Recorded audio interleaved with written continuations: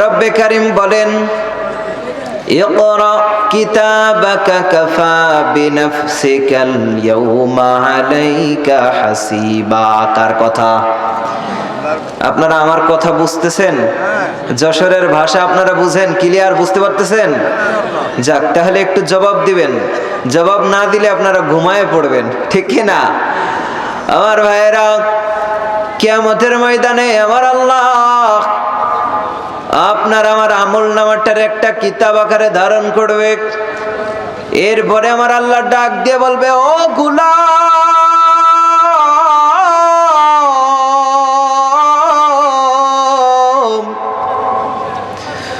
আজ কিয়ামতের ময়দানে পড়ো তোমার হিসাব, তুমি দুনিয়ার জমিনে কি করেছিলা। আজ আমি আল্লাহর দরবারে হিসাব দেওয়ার জন্য তুমি নিজেই যথেষ্ট হয়ে যাও।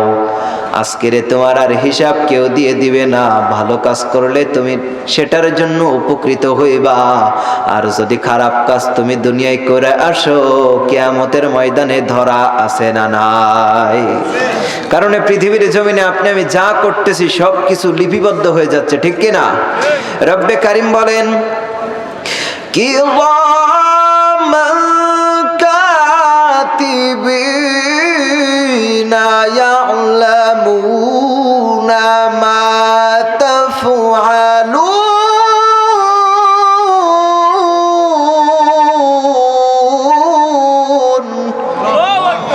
আমার ভাইরা, কোন ব্যক্তি যদি আল্লাহু আকবারের ধ্বনি জোরে দেয়, কিসের ধ্বনি? আল্লাহু আকবারের ধ্বনি জোরে দেয়, আমার পয়গম্বর বলে ওই মানুষটার ঈমান যদি দুর্বল হয়, ওই মানুষটার ঈমান যদি ঠুনকো হয়, সঙ্গে সঙ্গে আল্লাহু আকবারের ধ্বনি দেওয়ার সঙ্গে সঙ্গে ঈমানের পাওয়ার যিনি বাড়িয়ে দেয় তিনি কে? আমার ভাইরা, যারা রিসার্চ করে ডক্টরেরা, তারা ডাক দিয়ে বলে, পৃথিবীর মুসলমানেরা শুনে রেখে দাও, তোমরা যখন হার্টে চাপ দিয়ে আল্লাহু আকবারের ধ্বনি জোরে দিবা, সঙ্গে সঙ্গে তোমার হার্টের রোগ থাকলে যিনি তোমার হার্টটারে ভালো করে দিবেন তিনি কে? এজন্য আমাদের হার্ট দুর্বল হলে চলবে না। আমাদের হার্টের শক্তি লাগবে, ঈমানের শক্তি লাগবে। কারণ বাতিলদের সামনে যখন আমরা মুসলমানেরা দাঁড়াবো, আমাদের হার্ট যদি দুর্বল হয়, ঈমান যদি দুর্বল হয়, তাহলে বাতিলরা আমাদের মাথা চারা দিয়ে বসবে, ঠিক কিনা? আর যদি আপনার আমার ঈমান শক্তিশালী হয়, আপনার আমার হার্ট শক্তিশালী হয়, বাতিলরা পালাতে বাধ্য হবে। কথা বলেন, ঠিক কিনা? আমার কলিজার টুকরা ভাইয়েরা, এই জন্য আল্লাহু আকবারের ধ্বনি জোরে দেওয়ার দরকার আছে না নাই? আমার ভাইরা, কিয়ামতের ময়দানে রব্বে কারীমের কাছে আপনার আমার কিন্তু হিসাব দেওয়া লাগবে। সেদিন আপনার আমার বাবা আপনার আমার কাজে লাগবে না, আপনার আমার ভাই কাজে লাগবে না, এমনকি আপনার আমার দলের নেতাও কিয়ামতের দিন কাজে লাগবে। রব্বে কারীম বলেন, ইয়াউমা ইয়াফিরুল মারউ মিন আখিহি ওয়া উম্মিহি ওয়া আবিহি ওয়া সাহিবাতিহি ওয়া বানিহি লিকুল্লি ইমরিইম মিনহুম ইয়াউমা ইযিন শা'নু ইউগনি।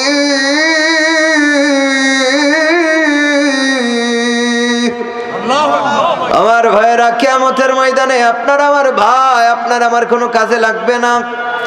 দুনিয়ার জমিনে আপনি যদি বিপদে পড়ে যান, সর্বপ্রথম আপনার ভাই সামনে দাঁড়িয়ে যায় আর ডাক দিয়ে বলে, খবরদার, আমার ভাইয়ের গায়ে হাত দিবে, আমার জীবন থাকতে এটা মেনে নিব না, ঠিক কিনা?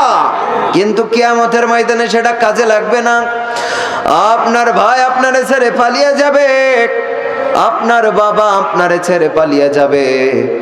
যেই নেতার জন্য দিনকে রাত বানিয়ে দিয়েছিলা, রাতকে দিন বানিয়ে দিয়েছিলা, এমনকি আর একজনরে হত্যা করতেও দ্বিধাবোধ করো নাই, সেই তোমার দলের নেতা কিয়ামতের দিন তোমারে ছেড়ে পালিয়ে যাবে। আহা, আমরা বিগত দিনে দেখেছি এত জুলুম এই নেতা নামের খেতারা করেছে। আল্লাহ এদের থেকে আমাদের হেফাজত করুক, পড়েন আমিন। আগামী দিনে যারা নেতা আসবে তারা যেন কোরআন দিয়া হাদিস দিয়া এই জমিনটারে চালানোর তৌফিক দান করুক, পড়েন আমিন। আর ভাইরা, তারা যদি উল্টা পাল্টা হয়ে যায়, জ্বালা কিন্তু আমাদের, ঠিক কিনা? জ্বলতে হবে আমাদের। ওই যে একটা কথা আছে না, পাতায় পাতায় ঘষা ঘষি মরিচের কর্ম শেষ, নেতাই নেতাই ঘষা ঘষি লাগালাগি জনগণের কর্ম শেষ। আমার ভাইরা, এজন্য আল্লাহর কাছে দোয়া করতে হবে, আল্লাহ যেন আমাদের জমিনটারে কোরআনি জমিন করে দেয়, বলেন আমিন।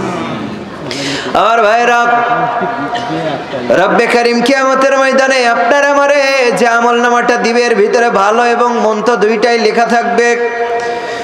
এ আল্লাহর গোলাম,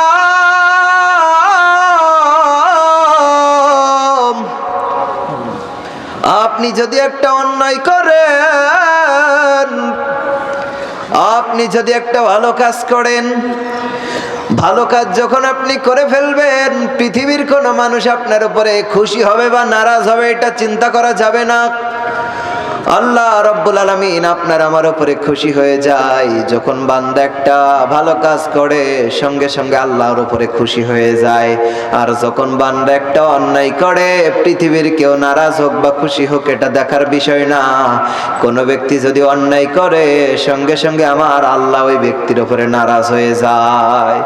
আর আল্লাহ সূরাতুল জিলজালের ভিতরে বলেন, ফামাই ইয়ামাল মিসকালা যাররাতিন খায়রান ইয়ারা ওয়া মান ইয়ামাল মিসকালা যাররাতিন শাররান ইয়ারা।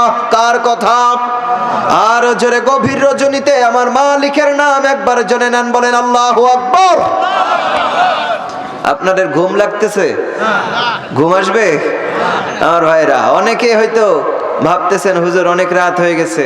আসলে রাত, একটা রাত যদি আমরা কোরআনের জন্য জেগে থাকি, আসলে পুরা রাত কি আমরা জাগতে পারবো?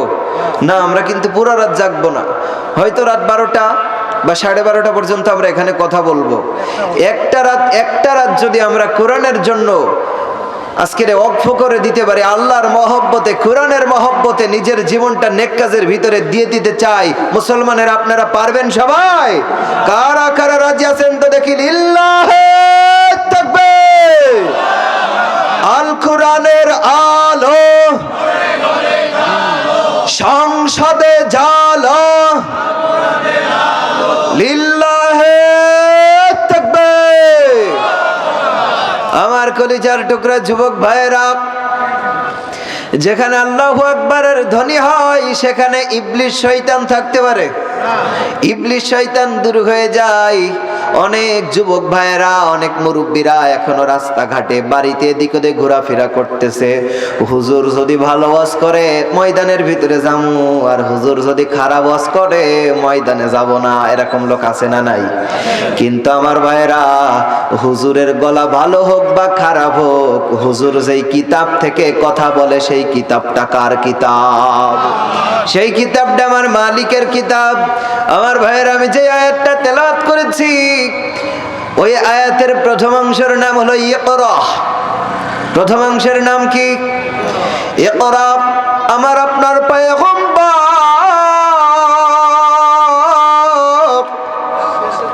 মুহাম্মদুর রাসূলুল্লাহ সাল্লাল্লাহু আলাইহি ওয়াসাল্লামের উপরে সর্বপ্রথম ওহী নাজিল হয়েছে যেইটা, জিবরাইল আলাইহিস সালাম আর নবীর কাছে আয়েশা ডাক দিয়ে কই পড়েন ইকরা। আমার নবী বলে আমি পড়তে পারি না। আবার বললেন পড়েন ইকরা, একবার, দুইবার, তিনবার। তখন জিবরাইল আলাইহিস সালাম বললেন ইকরা বিসমি রাব্বিকাল্লাযী খালাক। যখন বললেন পড়েন আপনি আপনার প্রভুর নামে, সঙ্গে সঙ্গে আমার আপনার পয়গম্বর পড়তে শুরু করেছি। আল্লাহু আকবার। আমার ভাইরা, মুফাসসিরে কেরাম ইকরার ব্যাখ্যা করেছে কমপক্ষে 19 থেকে 21টা। প্রথম যেই আয়াতের যেই প্রথম যেই বড় বড় অর্থগুলা দাঁড়ায়, ইকরা শব্দের অর্থ হলো পড়ো। ইকরা শব্দের অর্থ পড়ো। কুরআনুল কারীম পড়ো, কিতাব পড়ো। যদি তুমি আমি কিতাবটারে পড়তে পারি, তাহলে এই পৃথিবীর জমিনেও ধন্য এবং আখিরাতের ময়দানে জান্নাত দিয়ে দিবেন কে? কিন্তু কপাল পুরা, আমাদের এই বর্তমানে এই প্রোগ্রামের ভিতরে অনেক মানুষ আছে যে মানুষগুলা কুরআনুল কারীম পড়তে পারে না, ঠিক কিনা? সবাই আপনারা কোরআন পড়তে পারেন? আপনারা সবাই পারেন না? সবাই পড়তে পারে না। কিন্তু অনেক মানুষ আছে যারা, আমি অন্য অন্য শিক্ষাগুলোরে মানে ছোট করে দেখতেছি না, ইংরেজি, অঙ্ক, উর্দু, ফার্সি যত ভাষা আছে, যত লেখা আছে সবগুলা পড়তে পারে, বুঝে, কিন্তু কপাল পুরা কুরআনুল কারীম পড়তে পারে না। এরকম মানুষ আছে না নাই? আমার প্রিয় ভাইয়ের, আমি উদাহরণ দিয়ে বোঝানোর জন্য বলছি, কিয়ামতের ময়দানে আল্লাহ রাব্বুল আলামিন যদি আপনারা আমারে জিজ্ঞাসা করে, ও গোলাম, আমার পক্ষ থেকে তোরকে যেই চিঠিটা আমি দিয়েছিলাম, নাজাতের জন্য যেই চিঠি দিয়েছিলাম, বান্দা কি কোনোদিন আমার চিঠিটারে খইলা পড়লি না? আমার ভাইয়েরা, উদাহরণের জন্য বলতেছি, ছোট্ট একটা উদাহরণ। মনে করেন এই ফোনটা আমার একটা চিঠি। ফোনটা কি? এ ভাই, আপনারা কথা বলতেছেন না কেন? আপনারা মনে করতেছেন ছোট হুজুর, এনার সাথে কথা বলে লাভ কি? না ভাই, আমি কিন্তু ছোট হুজুর না। আমার 26 বছর বয়স চলতেছে। আগামী জানুয়ারিতে, মানে আজকে কয় তারিখ? 26 তারিখ। আর 4 দিন পরে আমার বয়স 27 বছর পড়বে। তো 27 বছরের একটা ছেলে কি শিশু বক্তা? আপনারা মনে করতেছেন হুজুর ছোট দেখায়, দাড়ি টাড়ি নাই। আরে ভাই, দাড়ি না থাকলে আল্লাহ কি করব? যাদের দাড়ি, অনেক যুবক ভাইয়েরা আছে যাদের দাড়ির জ্বালাই দেখবেন বিভিন্ন জায়গায় লেখাপড়া করে, কলেজ, ইউনিভার্সিটি, স্কুল, কলেজে অনেক জায়গায় লেখাপড়া করে, অনেক মাদ্রাসার ছাত্ররা পর্যন্ত এত দাড়ির জ্বালায় ওদের মুখ দেখা যায় না, দাড়ি বারবার ছেঁচে ফেলে, ঠিক কিনা? কিন্তু আল্লাহ আমার দাড়ি দেয় নাই। এই জন্য আমার ছোট মানুষ মনে করেন না। আমার মেয়ের বয়স হলো 4 বছর। আহা, এজন্য আল্লাহ কারে কখন কি করে এটা কেউ বলতে পারে? আমার কলিজার টুকরা ভাইয়েরা, আমি সেই উদাহরণটা আপনার সামনে উপস্থাপনা করতে চাইছিলাম। মনে করেন এটা একটা চিঠি। কোন একটা যুবক, ওই যুবকটা এইভাবে করে তার কাছে একটা মেয়ে, মনে করেন তার গার্লফ্রেন্ড চিঠি পাঠাইছে। কি ফ্রেন্ড? আমার যুবক ভাইয়েরা, আপনারা যারা যুবক আছেন, বিয়ে করেন নাই, আপনাদের এই সমাজের ভিতরে অবৈধ ভালোবাসা, প্রেম প্রীতি এগুলা হয়? যুবক ভাইয়েরা, তোমাদের গার্লফ্রেন্ড টালফ্রেন্ড আছে? নাই? আল্লাহু আকবার। যাদের নাই, আলহামদুলিল্লাহ, খবরদার এই কাজ করেন না, ঠিক কিনা? আমার কলিজার টুকরা ভাইয়েরা, মনে করেন বোঝানোর জন্য বলতেছি, কোন একটা মেয়ে কোন একটা ছেলের কাছে চিঠি পাঠিয়েছে।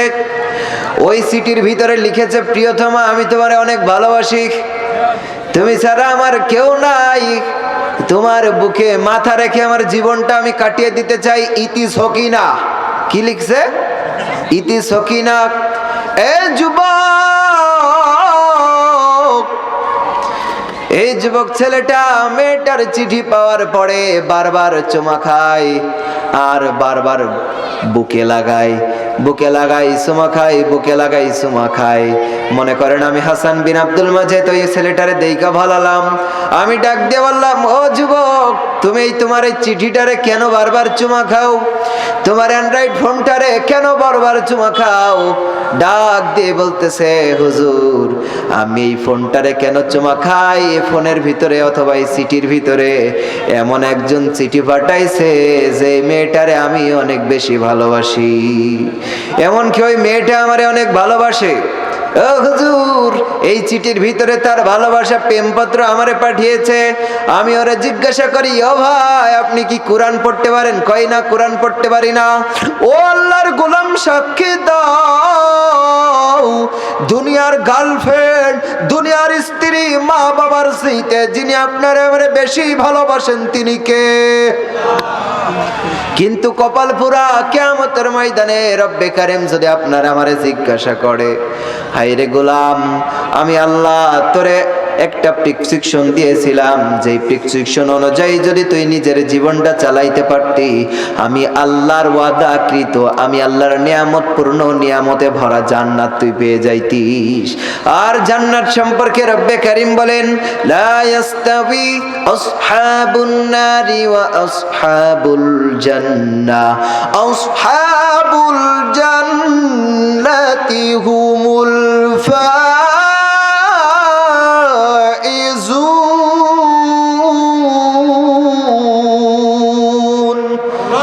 আল্লাহ তোমার জান্নাতে যাব, আমিন পড়েন। তোমার নামে জিকির করে, তোমার নামে আমল করে শহীদ হইব, আল্লাহ তোমার জান্নাতে যাব সবাই, আল্লাহ তোমার। আহা, আমি এরকম শ্রোতা দেখি নাই, তো আপনারা একটু জবাব দিচ্ছেন না কেন? লিল্লাহি তাকবীর। আপনাদের জবাব নাই, আপনারা, আমার মনে হচ্ছে আপনারা মনে হয় ঝিমায়ে পড়ছেন সবাই। বালিশ আইনা দিতে বলবো, ঘুমায় পড়বেন? আমার ভাইরা রাগ কইরেন না, আমি আসলে কথা না বললে আমার অনেক ভালো মানে কষ্ট লাগে, যে আমি যাদের সামনে কথা বলবো এই মানুষগুলো যদি চুপ কইরা বসে থাকে তাহলে বক্তার আলোচনা করতে ভাল লাগে? সবার সামনে যদি কোনো টিচার ছাত্রদেরকে ক্লাস নেয়, ওই সময় যদি ছাত্ররা টেবিলের উপরে মাথা দিয়ে চুপ কইরা বইয়ের উপরে তার কিতাবের উপরে মাথা রেখে ঘুমিয়ে পড়ে, দেখতে উস্তাদ বক বক কইরা যায়, স্যার সে যদি বক বক কইরা যায় তাহলে স্যারের ভাল লাগবে? লাগবে না। আর কোরআনের এই মাহফিলগুলো এমন নয়, কারণ আল্লাহ কারে কখন হেদায়েত দিবে এটা কেউ বলতে পারে না। আল্লাহ কার কোন সময় হেদায়েত দিবে, কার কণ্ঠে, কার কথার দ্বারা, এটা পৃথিবীর কোনো মানুষ বলতে পারে না। এজন্য যতটুকু শুনতে হবে অ্যাক্টিভ হয়ে মনোযোগ দিয়ে শোনার দরকার আছে না নয়? কারা কারা থাকবেন তো দেখি? আল্লাহু আকবার। আমার ভাইরা, এই পৃথিবীর জমিনে রব্বে কারীম আপনার আমার উপরে কোরআনুল কারীম পাঠিয়ে দিলেন আপনার আমারে পড়ার জন্য। রব্বে কারীম বলেন, যারা জান্নাতে এবং যারা জাহান্নামী তারা এক নয়, যারা জান্নাতে যাবে তারা অবশ্যই অবশ্যই সফল হয়ে গেছে। আমার ভাইরা, ও রব্বে কারীমের গোলাম রে, মা বোনেরা,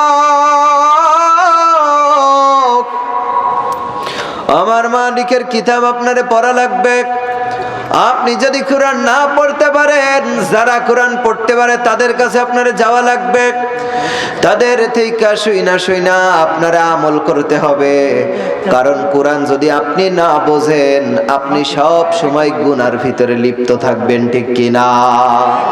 তবে আমরা তো মুসলমান, আমরা এমন একটা পয়গম্বরের উম্মত হতে পেরেছি যে আমরা অন্যায় করার পরে ওই অন্যায় থেকে যদি ফিরে এসে আল্লাহর কাছে তওবা করি, সঙ্গে সঙ্গে আমার আল্লাহ ওই গুনাহটারে মাফ করে দেয়। ফাতেমা রাদিয়াল্লাহু তাআলা একদিন আল্লাহর কাছে দোয়া করতেছে, রব রে মালিক, কাল কিয়ামতের ময়দানে তুমি আমার হিসাবটারে সহজ করে দিও। হায় আল্লাহ, আমার হিসাবটারে একটু সহজ করে দিও। বলেন তো এই দোয়াটা ভালো দোয়া না খারাপ দোয়া? ভালো দোয়া। কিন্তু আমার পয়গম্বর আয়েশা ডাক দিয়ে বলতেছে, আমার কলিজার টুকরা মেয়ে ফাতেমা, খবরদার আল্লাহর কাছে এই দোয়া কইরো না। ও আমার মেয়ে ফাতেমা, এই দোয়া আল্লাহর কাছে কইরো না। ফাতেমা রাদিয়াল্লাহু তাআলা আনহা ডাক দিয়ে বলেন, পয়গম্বর, হে আমার পিতা, তাহলে আমি কেমন দোয়া করব?